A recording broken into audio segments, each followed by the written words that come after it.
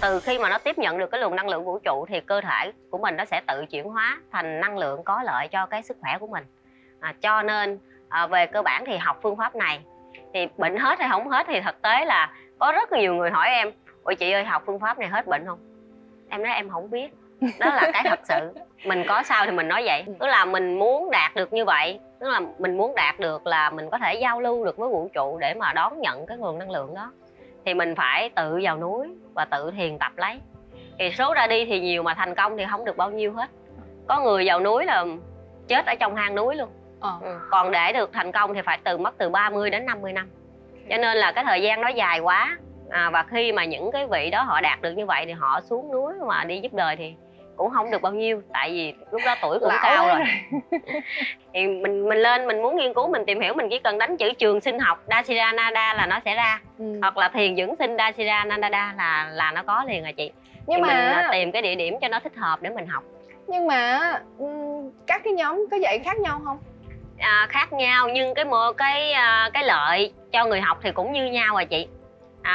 Khác là khác ở đây là tại vì nó còn dựa vào cái kinh nghiệm của cái người đi hướng dẫn nữa, và cái trải nghiệm của cái người đó nữa. Cho nên nó sẽ có một số cái khác. Còn về cái cơ bản thì nó vẫn giống nhau, chứ cũng không khác gì.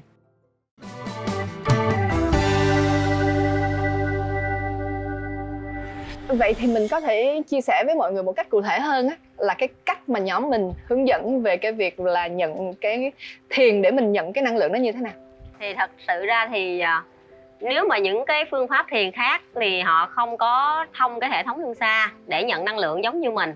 Còn mình á, là mình có thông luân xa và vào trạng thái thiền để nhận năng lượng. Cho nên mình muốn đạt hiệu quả thì trước tiên mình phải vận hành luân xa mình cái đã. Giống như chiếc xe mà muốn chạy thì phải đề ga nổ máy cái đã. Thì mình phải hít vào bằng mũi, thở ra bằng miệng, nó là thổi ra bằng miệng, làm như vậy 3 đến 5 lần. Sau đó bắt đầu mình mới nhắm mắt lại, mình vào cái trạng thái thiền. Thì ở đây em cho các bạn thiền định thì chọn một trong hai cái đề mục. Đề mục chính, một là cái đề mục hướng tâm lên cái đỉnh đầu để quan sát những cái tín hiệu năng lượng khi nó đổ vào cơ thể của mình. Còn cái đề mục số 2 là hướng tâm đến cái chóp mũi để quan sát cái việc hít thở tự nhiên của cái thân mình. Thì khi mà mình hướng cái sự chú ý đến đó thì mình chỉ chú ý thôi.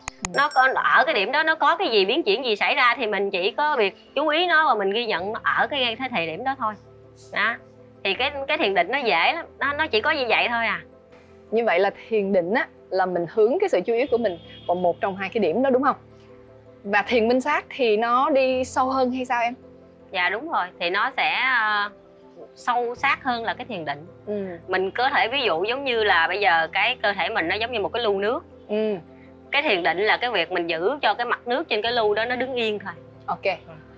Còn cái thiền minh sát là mình nhìn thấy được những cái rong rêu cặn đất cát ở trong cái lu đó luôn. Đó.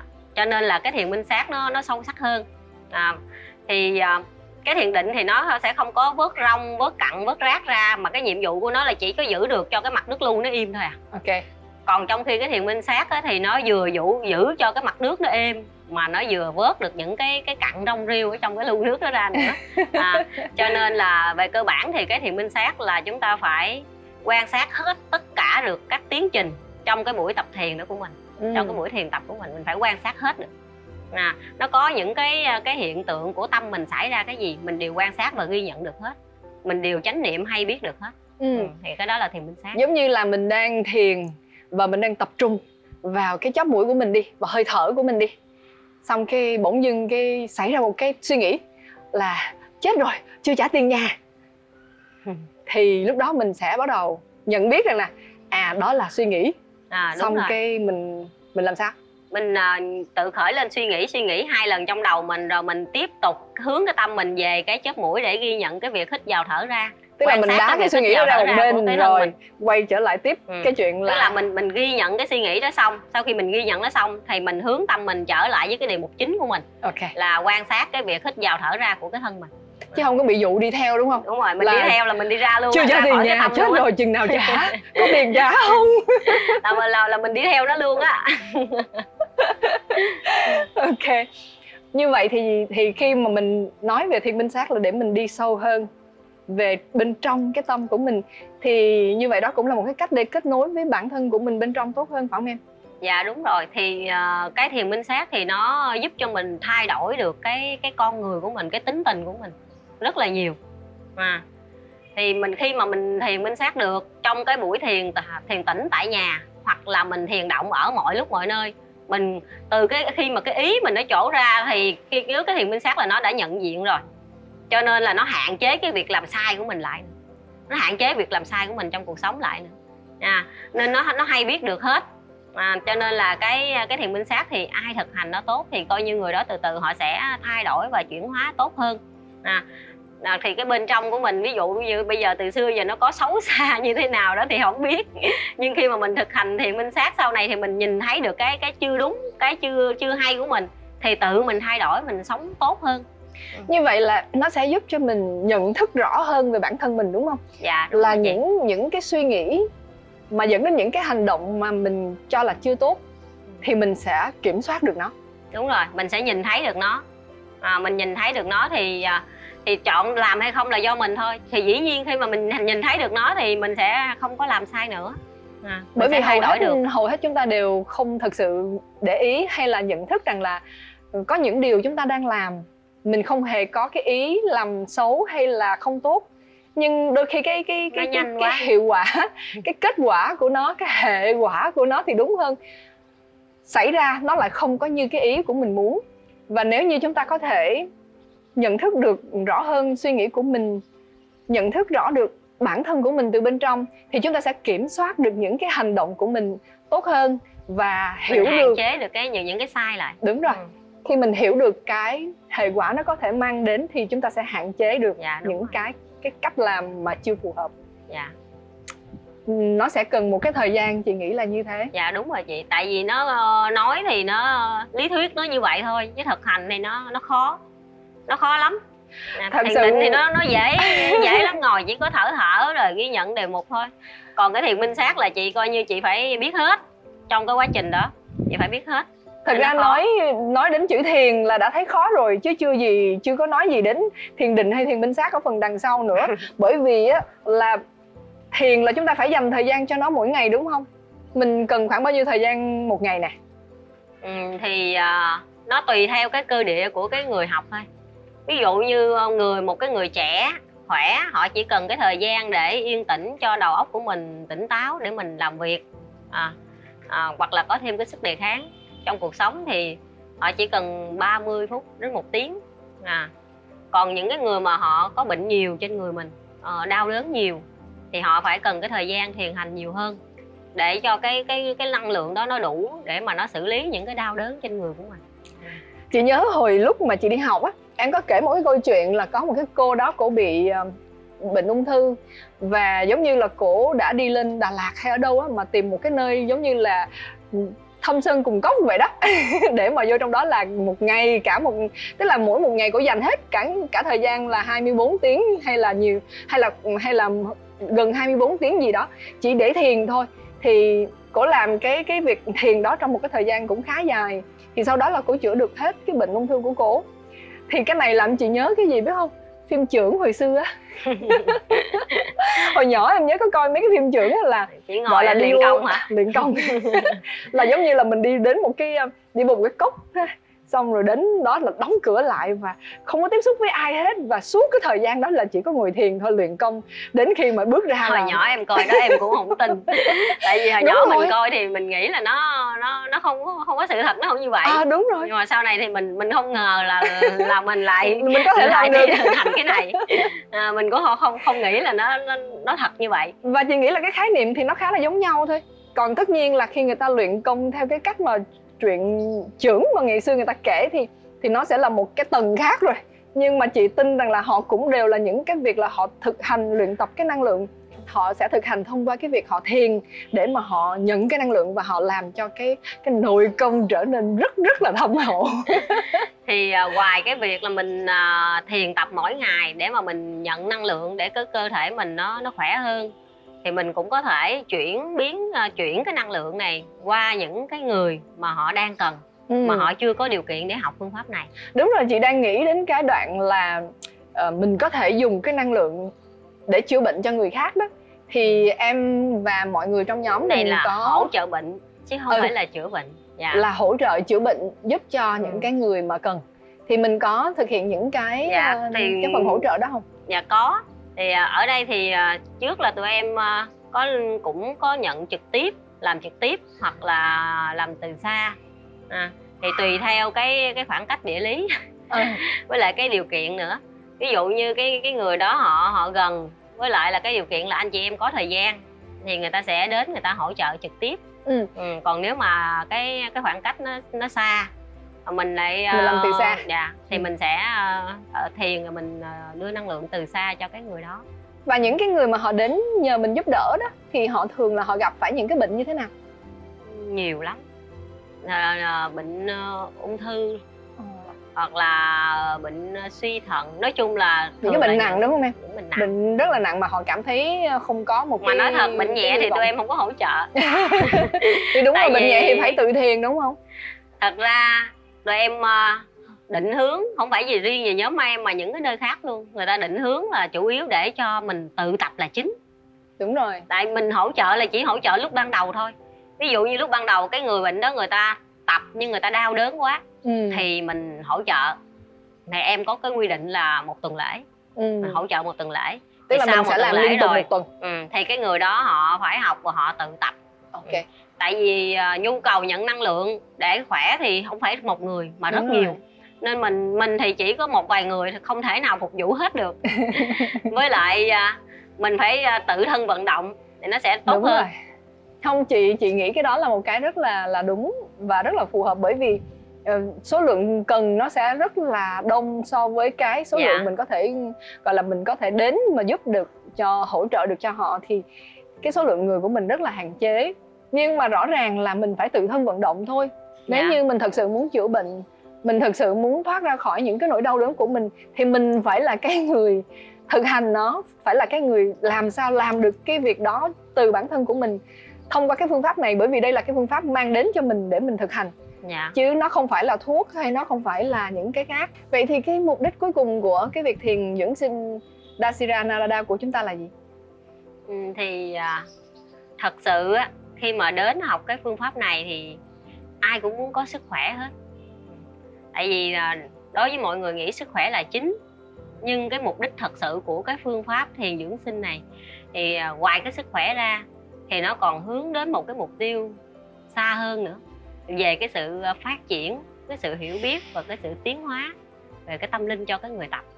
Thì từ cái sự hiểu biết như vậy thì nó giúp cho cái người tập thiền, một là họ có sức khỏe, hai là họ thay đổi để họ sống thánh thiện hơn, yêu thương giúp đỡ mọi người nhiều hơn, mình sống có ích cho cái xã hội và cho cộng đồng nhiều hơn.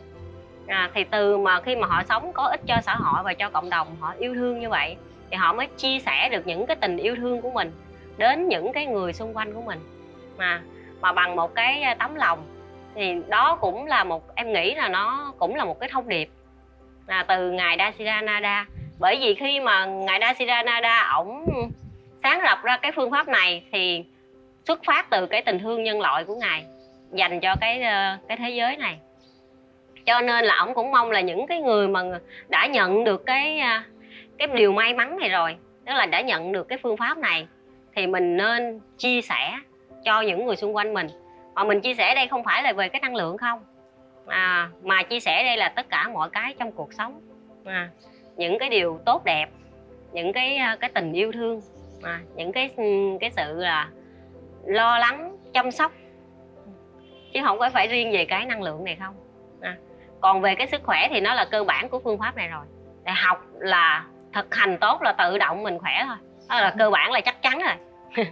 Nhưng mà thay đổi được hay không, hiểu biết được hay không, và có sống yêu thương được nhiều lên hay không, thì nó là cái mục tiêu chính. Cái đó mới là cái mục tiêu chính. Thật ra cái mà em đang chia sẻ nó khá là giống với cái mà chương trình đang làm, đó là về cái yêu bản thân. Tức là khi mà mình đã thiền giúp cho cái cơ thể của mình khỏe mạnh, tâm trí của mình minh mẫn, mọi thứ của mình nhận biết được và mình trở thành một cái người tốt đẹp hơn. Đó cũng là cái cách mà mình yêu bản thân mình. Và từ đó mình có thể chia sẻ cái tình yêu thương của mình đến với những người xung quanh. mình chia sẻ tất cả những điều tốt đẹp nhất mà mình có thể mang lại cho những người xung quanh mình. Từ những người mình yêu thương đến những người mình gặp xung quanh, những cái bạn bè, những cái đồng nghiệp, tất cả những người mà mình có thể chia sẻ được.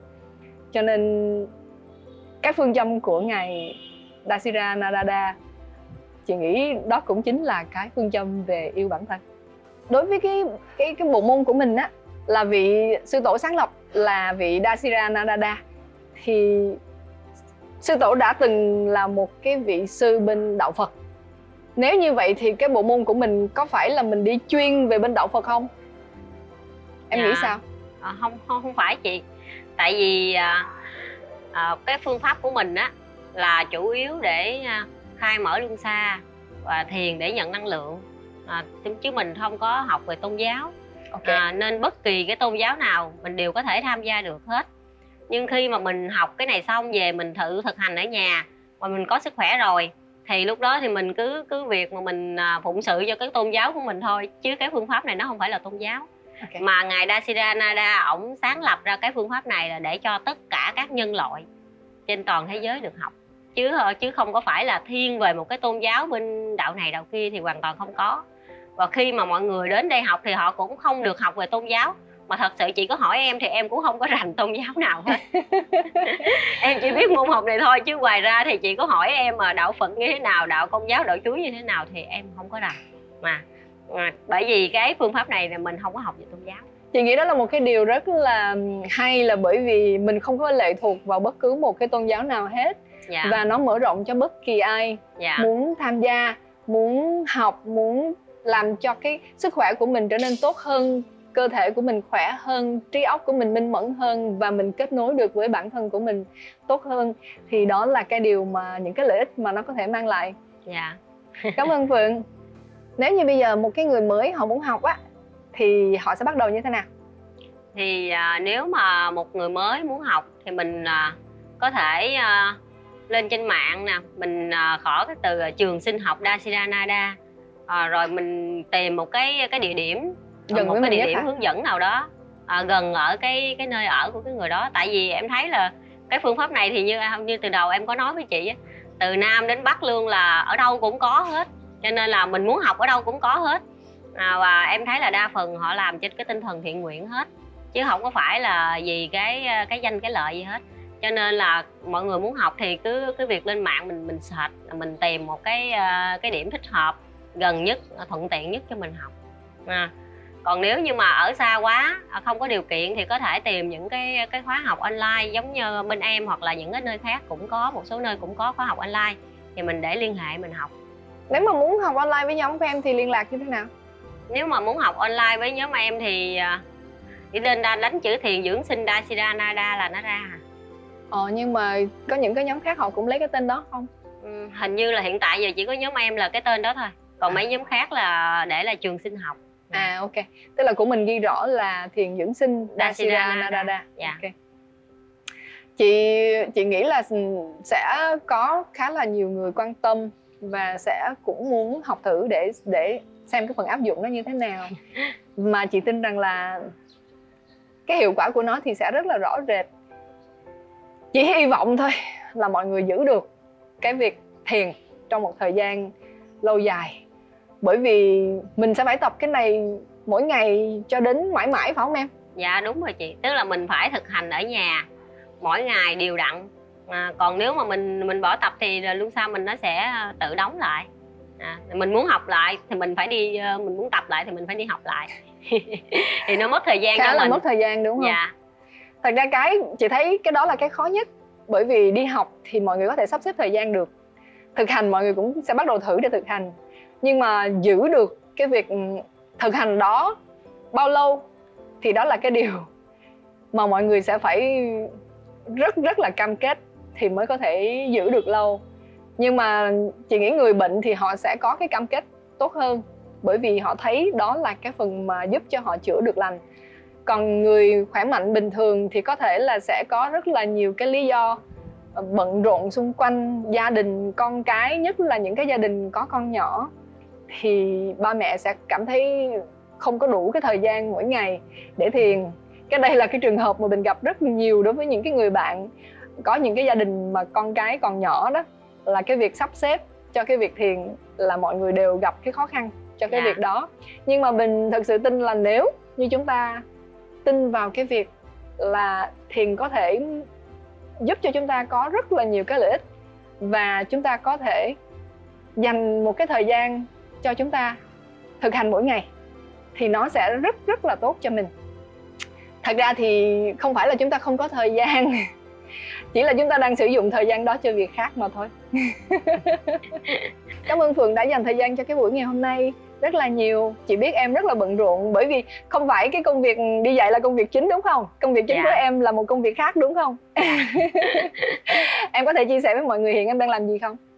Dạ thì cái công việc mà để nuôi sống bản thân thì em làm bên ngành y tế. Cũng là một cái liên quan ha. Dạ. Đó là cái việc nuôi sống bản thân, còn cái kia làm vì đam mê đúng không? Dạ đúng rồi, đam mê là chính. Bởi vì cái đó thì mà thật ra thì bữa cái công việc chính và cái việc đi hướng dẫn thì nếu cho em lựa chọn thì em vẫn lựa chọn đi hướng dẫn. Vậy hả? Dạ. Đam mê lúc nào cũng là cái. Có một số người thì khi mới thì mình nghĩ cái việc làm để mà mình hưởng lương hàng tháng là nó là việc chính, cái kia việc phụ. Nhưng mà sau này khi mà mình thực hành thời gian thì mình lại thấy cái này mới đúng là cái con đường đi chính của mình. Cái kia nó chỉ là phương tiện thôi chị. Chỉ là phương tiện để giúp mình, để mình có thêm cái phương tiện để mình duy trì cái việc này thôi. Dạ. Thật sự là nể lắm, tất cả mọi người đều rất là đam mê và chia sẻ rất là tâm huyết. Sẵn sàng chấp nhận là những cái chuyện còn lại là chỉ là phương tiện. Chị rất là mong những cái khóa học của Phượng và các anh chị trong cái ban giảng huấn sẽ luôn luôn được tiếp tục ở khắp mọi nơi. Cũng như là dù cho nó là online hay offline thì cũng mong là nó luôn luôn được có nhiều người quan tâm đến tham dự, để chúng ta có thể tạo được một cái cộng đồng càng ngày càng mạnh khỏe hơn là cái điều đầu tiên, và cái thứ hai là sống được tốt đẹp hơn. Chúc cho em và tất cả mọi người luôn luôn có được những cái thời gian mà chia sẻ cùng với mọi người hiệu quả nhất. Dạ. Cảm ơn chị. Hy vọng là những cái nội dung ngày hôm nay Phượng mang đến cho chương trình đã chia sẻ được những thông tin rất là bổ ích đến với mọi người. Mọi người hãy nhấn cái nút đăng ký và cái trái chuông kế bên nha, để luôn luôn nhận được những cái phần cập nhật mới nhất của Green Love 101. Và xin hãy chia sẻ chương trình đến với tất cả những người xung quanh mình, để ai cũng có thể nhận được những thông tin bổ ích từ chương trình. Chính tình yêu thương của bạn chiếu sáng thế giới này. Hãy tỏa sáng. Green Love 101 là chương trình dành cho chủ đề yêu bản thân và phát triển tâm hồn. Xin chào và hẹn gặp lại.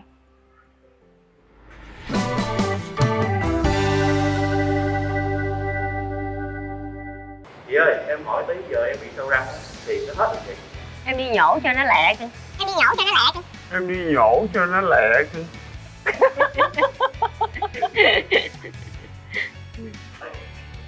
Thiền nó chỉ có hết đau thôi, còn mà cái răng nó mà sâu á, mà không trám á thì nó cũng vậy thôi, nó cứ tới lui vậy, nó không có lành đâu, phải đi nhổ. Cảm ơn chị.